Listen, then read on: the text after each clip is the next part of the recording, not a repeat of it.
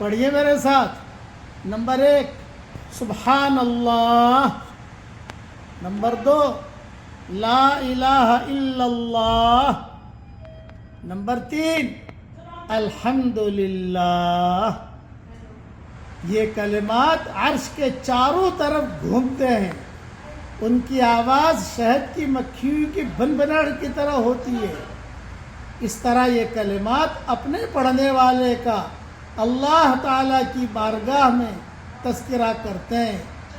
کیا ہم نہیں چاہتے کہ اللہ تعالیٰ کی بارگاہ میں ہمارا کوئی تذکرہ ہمیشہ کرتا رہے؟ اس لیے ان کلمات کو اس دھیان سے پڑھو۔ یہ سنن ابن ماجہ میں یہ روایت موجود ہے۔